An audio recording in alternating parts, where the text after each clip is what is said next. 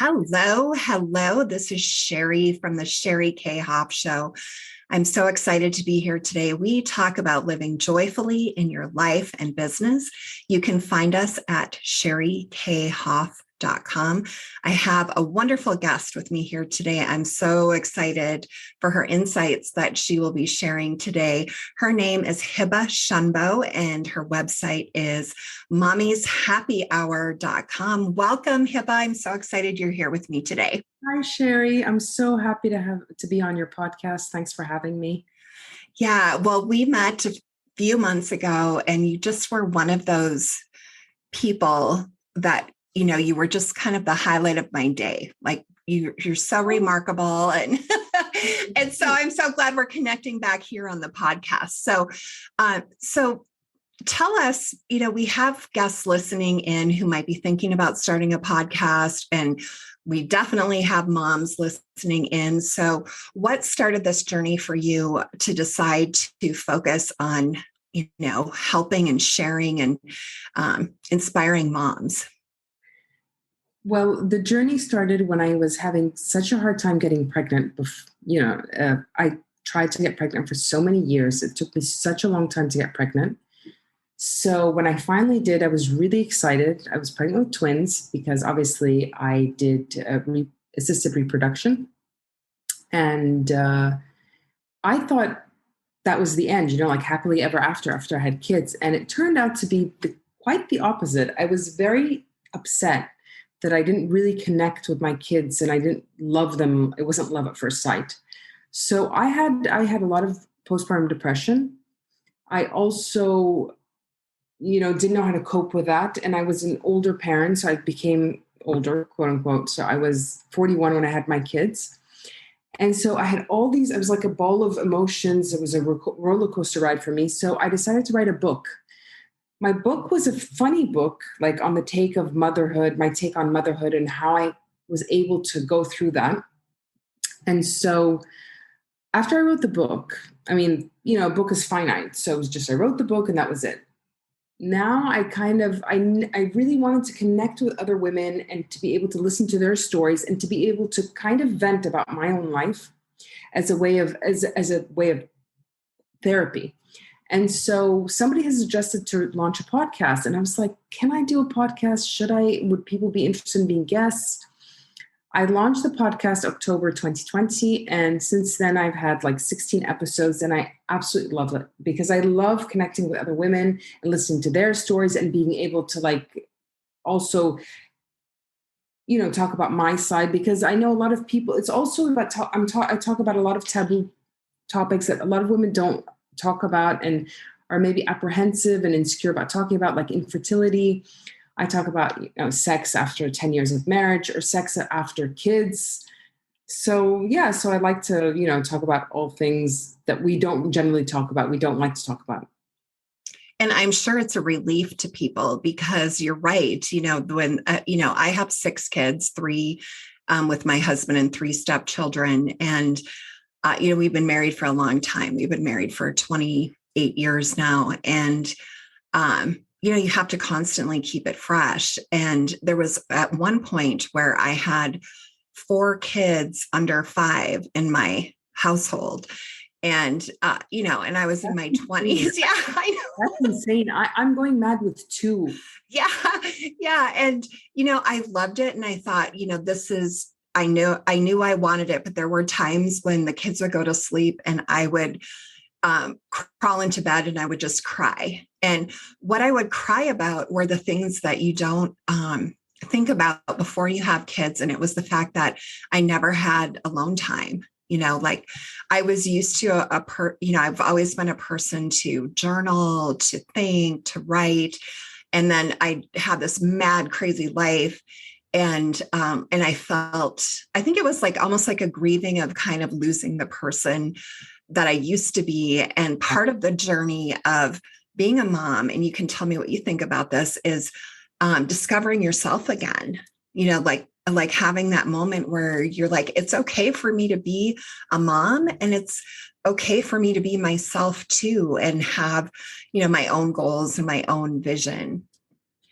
Listen, that's what I love about my podcast, because I'm able to kind of get tidbits and tips from other mothers, because I feel so overwhelmed. Like, I'm still trying to find that balance, and I'm having a very hard time. Maybe because my kids are still a little bit young, they're 3.5, but like, for example, with my whole weight thing, kids are going up and down, up and down. You know what I mean? I get into a routine and I'm doing really well, and I'm working out. I have everything is in place. I'm organized, and my time is great. And then some days it's just like the next week, it's like all over the place. One child gets sick, the other one gets sick after that, and then it throws my whole routine off. So I'm having a hard time, and it's true. Before kids, you never think about that. You never think that that's it. Your time is not your time anymore, and it's so difficult to prioritize and to manage my time. I'm really having a hard time with it till now. I have ups and downs. Yeah.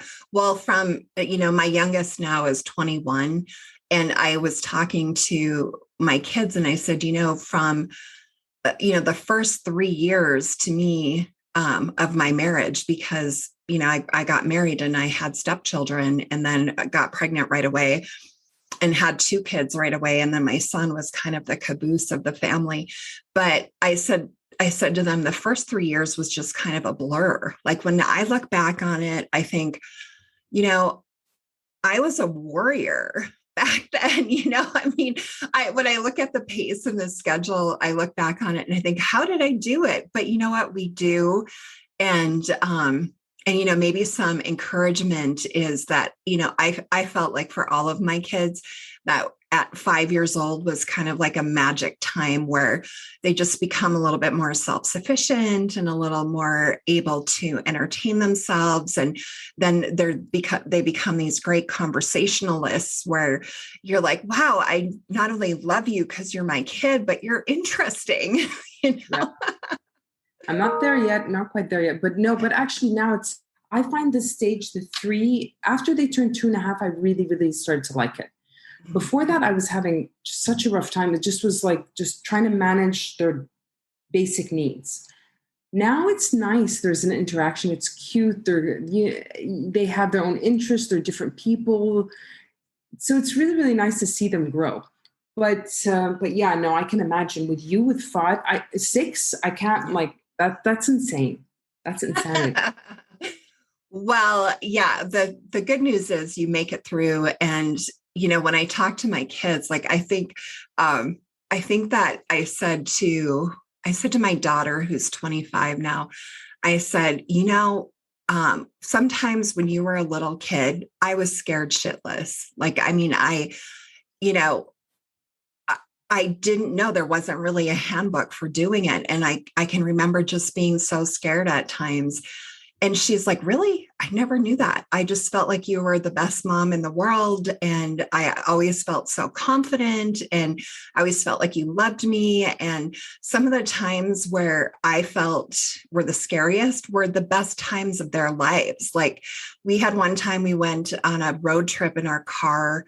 The air conditioning went out in our car, and we were kind of halfway between, leaving home and our destination. So we just had to keep going. And it was 100 degrees. And I was scared my kids were going to get heat exhaustion. So I stopped at a gas station and I bought squirt guns and a big container of ice. And so I was squirting them with squirt guns in the car while I was driving. And then I was giving them ice cubes, and they were rubbing ice cubes all over. And when I asked them, we've been on amazing vacations. And when I asked them what their favorite vacation was, they were like, that time you were squirting us with squirt guns in the car. And I was just trying to keep them alive. Yeah, I can imagine that. It must have been so much fun for them. They're like, my mother is actually giving me a squirt gun, and we're having like this water fight in the car. That must have been so much fun. Yeah. Yeah. And we had the windows down and we had music blaring and we were singing at the top of our lungs. I mean, I think that you become this mother bear where you're in protect mode, and your kids just trust you. They're like, okay, my mom's going to take care of me. Yes, I know. That's the time where you feel like the kids are so vulnerable. They're always like, mommy, it's so cute. It makes you feel whole. I don't know. For me, I love that feeling. hmm One thing that I really admire about you, and I remember feeling this way when we first met over Zoom, and I mean, you're in Egypt and, I'm in Colorado, so it's remarkable that we could connect like that. But is the fact that you, have these adorable twins, but you also are carving out space for yourself. Like our discussion was a lot around, who are you and what are your goals and your vision? And then not only are you doing that, but you're helping other people through this podcast. And so I just think that you probably don't even know how many lives you touch with your podcast and how many women are just encouraged that someone's willing to just share the real stuff. Yeah, well, I hope I have a positive impact. For me, the whole thing had a positive impact on me because I think that was when that first year when I realized I had major depression. And that's when I realized I had to kind of have my own identity and I had to really take care of myself because I knew I could see that I could be a really bad parent if I didn't take care of myself. You see what I mean? Like, I feel like the self-care is really important as mothers because if you don't satisfy your own basic desire, need to be happy and to be self-fulfilled, there's no way you can be a good parent because then you're going to be there's going to be a resentment. You'll be unhappy. If you're unhappy, how can you make other people around you unhappy? So that's the one thing. I mean, there's always that thing that people always say, happiness starts from within. And I used to always think before I had kids that kids would fill that void because I always had a bit of an underlying depression and I always felt like something was missing. So I always thought that the kids would fill that void. But when I didn't have that, then I realized that, okay, I have to do something for myself. And that's when I realized that that was the most important thing that I had to do so that I can love those kids the way that they should be loved. And then I can care for them the way they should be cared for. And that's so that was a big beautiful. journey for me. That's so beautiful. And I think sometimes people think the self-care piece is selfish, like, oh, I do everything for my kids, but you just really nailed it when you said that if you're not caring for yourself, you don't have the well of strength to be there for other people. And I think also, there are moms who have that resentment and the kids feel it, even if they don't say it. So finding a way to work through that and really carve out that space for yourself. I think that's just brilliant, brilliant, brilliant. So tell me about some of the guests that you've had on your podcast. I've had some my husband co-hosts with me sometimes, not all the time. And he's an interesting guest because the honesty comes out when we're on the podcast because he doesn't feel the need to sugarcoat it because he knows I'm not going to kick his ass on air. So he says things much more openly. He's been a fun guest.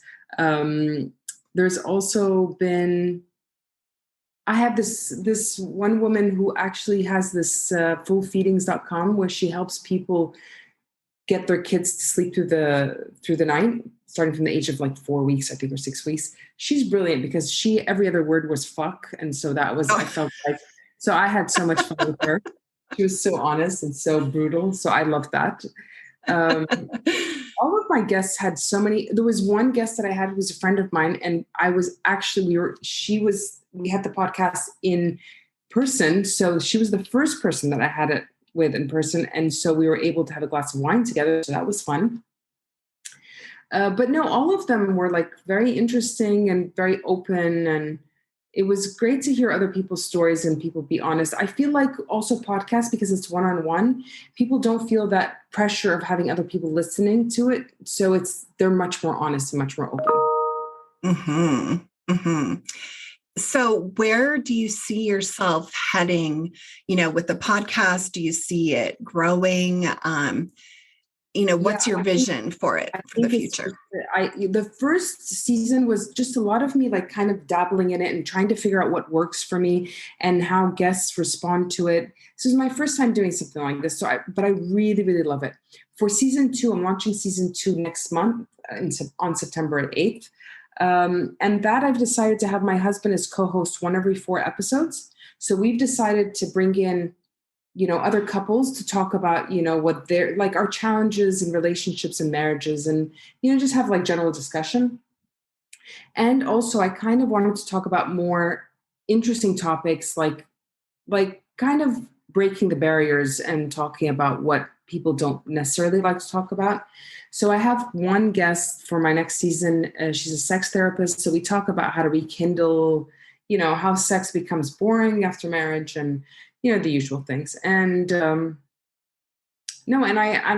want so many more, guests on, and I'm really excited about continuing on this journey because I really, really enjoy it. Just every single interview, I think, kind of surprises me in some way that I don't expect it.